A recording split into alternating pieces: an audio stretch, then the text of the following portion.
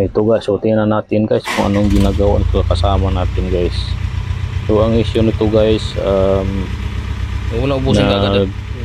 ano yung langis niya guys, pumasok dun sa tangke ng hangin guys, yung ano, hindi ma-air tank yung langis. So nagpalit na ng ano nito guys, ng alternator. Tapos nagpalit na rin ng air tank guys. Kasi napuno ng langis ng air tank. So naubos na yan ng engine dyan, engine oil dyan sa makina guys. So tapos namin itong kinabit yung air tank. Yun, dinagdagan na namin ng kasama guys ng ano, ng langis.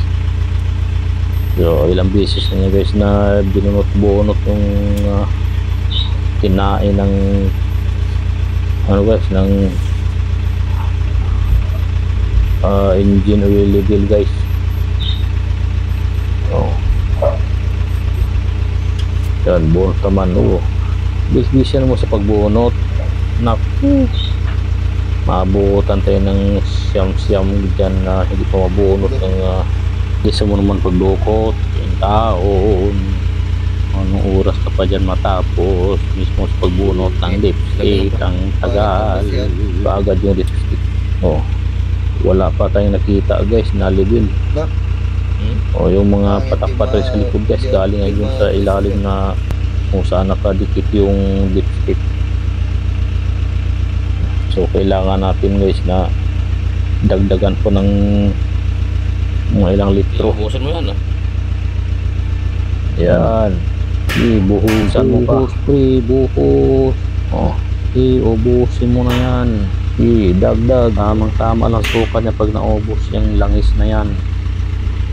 Ngayon, sukat na naman.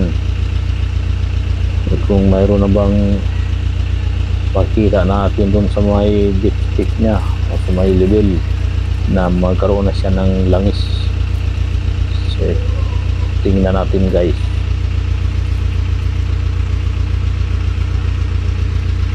Yan. So mayroon na siyang ano guys, mayroon ng konting langis. Iubos mo na ang nakita natin. Pero kulang pa rin yan guys. So, hindi pa siya nakaabot sa full o sa maximum level dyan sa maraming ating maraming natapon engine sa oil. So kaya natin guys na dagdagan kahit maubos ng 3 litros kadagdag, at least tamang-tama lang ang level ng langis.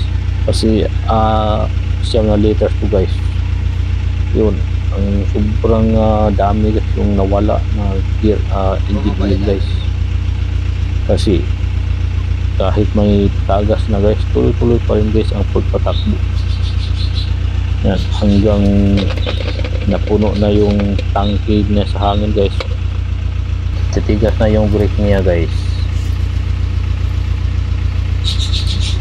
Ito natin guys yung level, kung tamang-tama na ba guys sa level yung ano niya guys.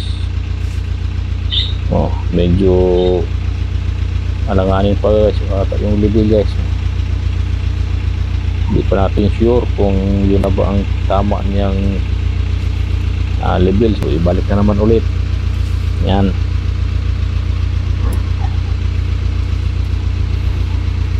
Yan, hindi pa na ano guys, hindi pa na pasok.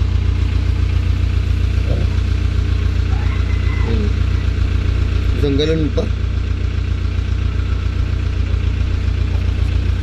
Okay, wag nyo na silang intindihin. Puti. Isang galon pa na.